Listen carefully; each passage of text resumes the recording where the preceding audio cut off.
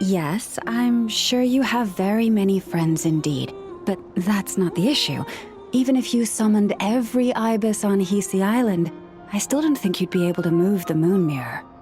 And even if you managed it, the lunar semblance within would still... dig it out.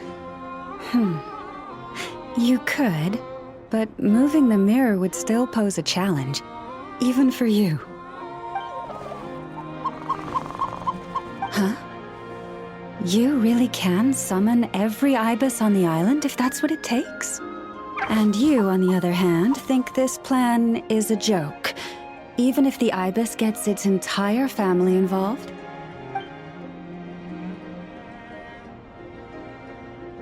Wow!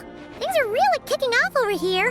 Looks like we've got a weasel thief and a heated argument with a bird. We're plotting and scheming, to be precise. I'm told we have to get all our ducks in a row before moving forward on this job. But my co-conspirators disagree quite strongly on the best approach.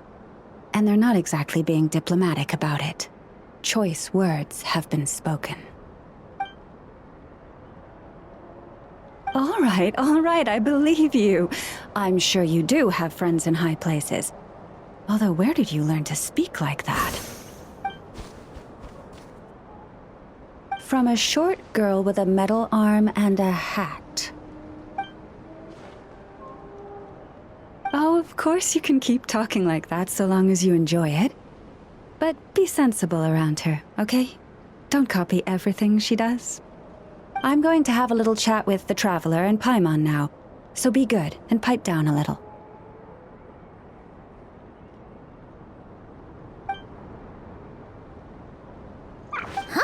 It really did quiet down. Being able to understand animal speak is so cool. Paimon wishes she had that ability. Trust me, Paimon, you would not enjoy it very much at all. Don't misunderstand. Nothing terrible would happen, and it doesn't drive you insane or anything like that. Although, that being said, I do sometimes find it quite overwhelming. I was overjoyed when I first discovered that I could understand animal speech, but I quickly realized that it came with a downside. This ability is always active, and I cannot control it. Oh. Yeah, that would be a problem. And if you can't control it, that means... Exactly. People say that listening to the bird song deep in the woods gives them a profound sense of peace and quiet that lifts their spirits. But no matter where I go, I can never find peace and quiet. When I stand in the forest, I hear the chatter of the wildcats, the rabbits, the rhyme-horned deer, the chic badgers, and the long-plume ibis. They argue loudly about who's to blame for damaging whose roost, or which part of the woods the best twigs come from. Alright. Guess talking to animals isn't all it's cracked up to be. Waking up to the sound of birds chirping is pretty nice, but replace that chirping with bickering? And suddenly it doesn't seem so appealing.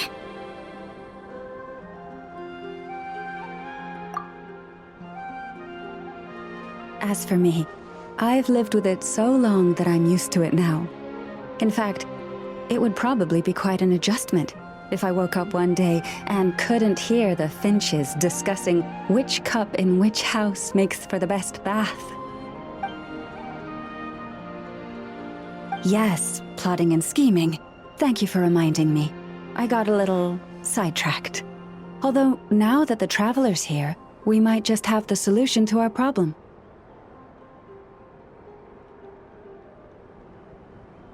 No, just you will suffice. This job involves breaking into a storage room by undoing the seal created with the moon mirror by a previous moon chanter. But for someone of your talents, I'm sure it will be a simple task. Don't worry, I'm sure you'll be fine. Come, let's go. Here we are. What you see now is the moon mirror, within which the lunar semblance is sealed. Oh, must be a pretty precious statue if they went to all this effort to steal it away. Will there be some traps inside? You know, the kind that send arrows flying out if you step in the wrong place? Do not worry. This little one did some scouting for me ahead of time. The seal does not contain any such fatal traps.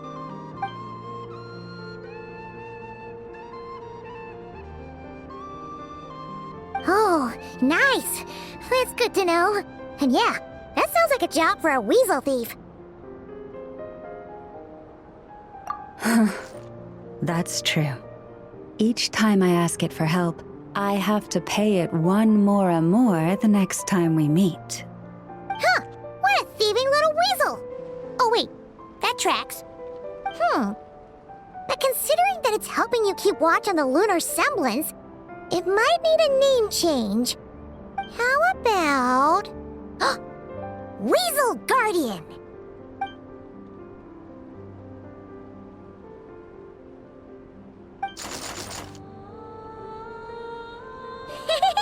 Can't catch Paimon! Paimon can fly! Nee!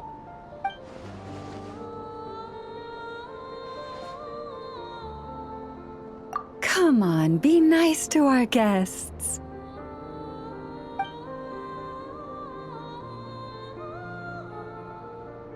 To retrieve the lunar semblance, we need to activate pairs of mechanisms in 2 different locations.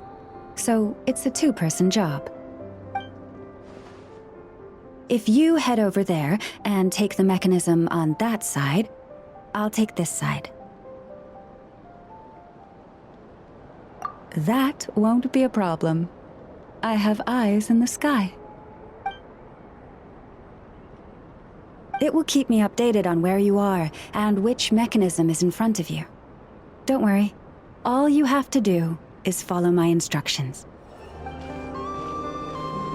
Wow! What a huge statue! Yeah, no amount of birds or weasels is shifting that. He probably couldn't even get past the mirror. So, Lauma, just how valuable is this statue anyway? In terms of Mora? Not much, I suspect. It's crudely fashioned, and the kind of stone it's carved from is found everywhere around these parts. But to the moon chanter of that era, and to the Frostmoon scions of today, it is a priceless treasure. If nothing else, I now have concrete proof of its existence. That's enough to confirm the reliability of several documents on the topic. To me, that makes this a very successful trip. Thank you for your help. I knew I had judged you correctly.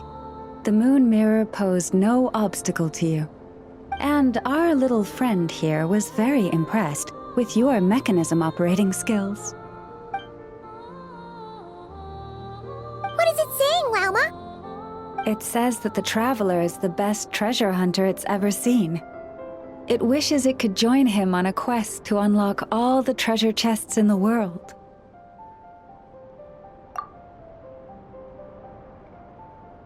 From now on, I'll call on you if I ever find a treasure chest I can't crack. Okay. Bye then. Didn't even give us a choice in the matter.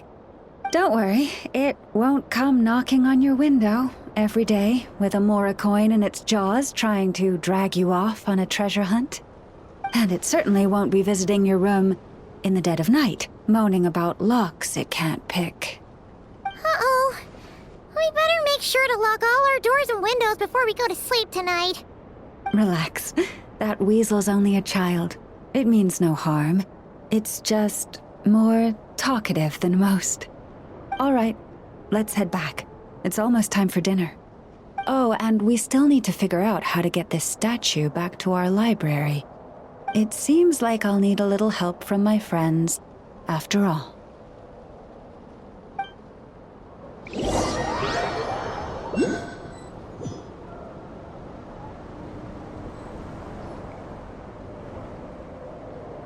Just here will do. went down without much fanfare.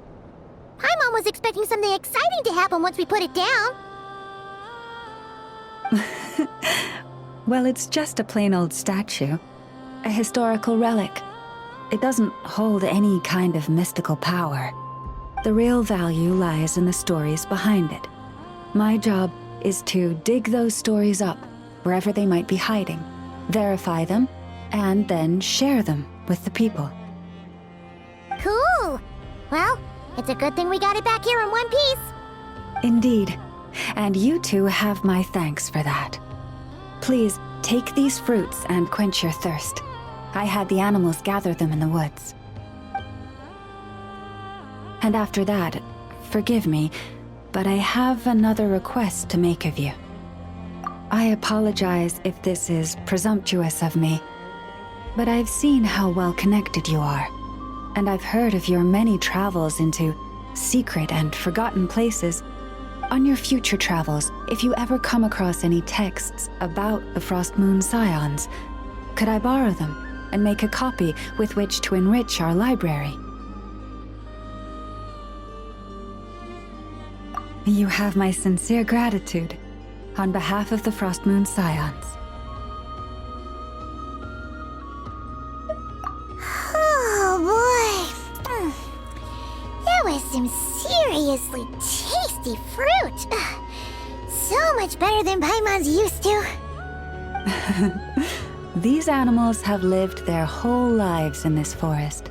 Naturally, they're the ones who know where to find the best fruit.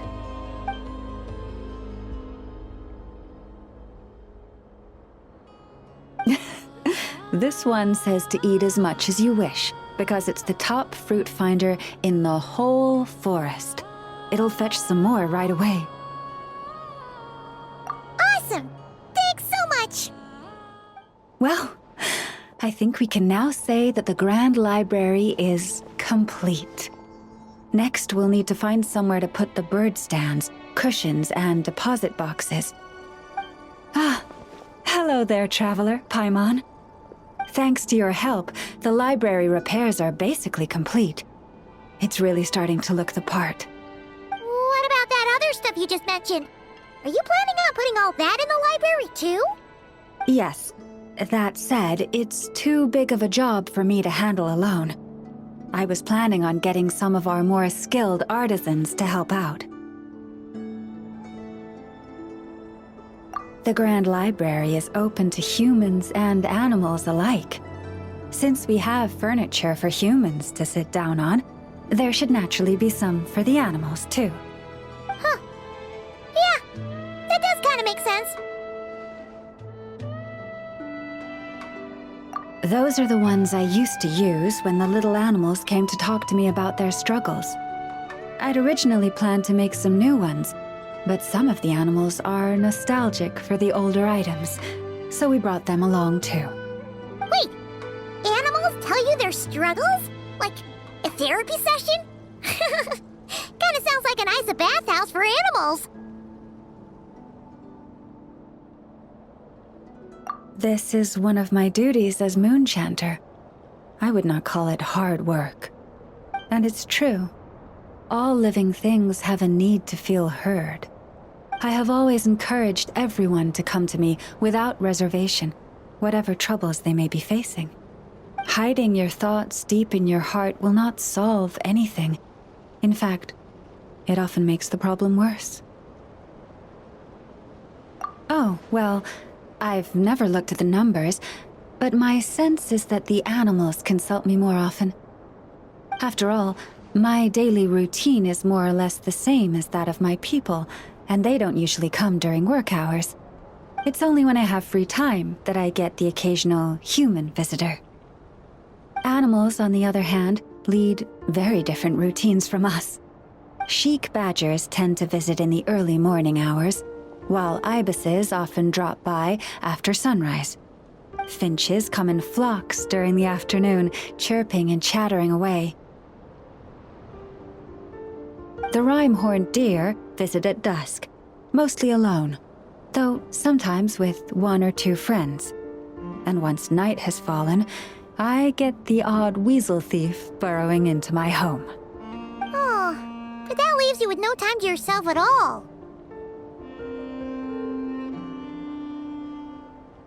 It truly is. There was one time when a weasel thief stole some pine cones that a group of finches was hoarding. It must have been around 20 finches that flew to my bedside in the dead of night to protest the transgression. I had to ask a sniffer mole who I'd just been chatting with to invite the weasel thief over. It took a lot of work to convince it to reveal where the pine cones were. By the time all parties were satisfied and ready to leave, the sun was up. I slept in till past noon that day. My mom would have given up and gone back to sleep long before you did. And probably pulled a blanket over her head first to block out the noise. Since they'd taken the trouble to come to me, I felt I had a duty to help them. And the results made it all worthwhile. After getting everything off their chests, the finches went back to happily hopping around, and the weasel thief went off in search of new, exciting treasure. But humans are less forthcoming than animals. Too often, they hide their true feelings in the deepest corners of their hearts.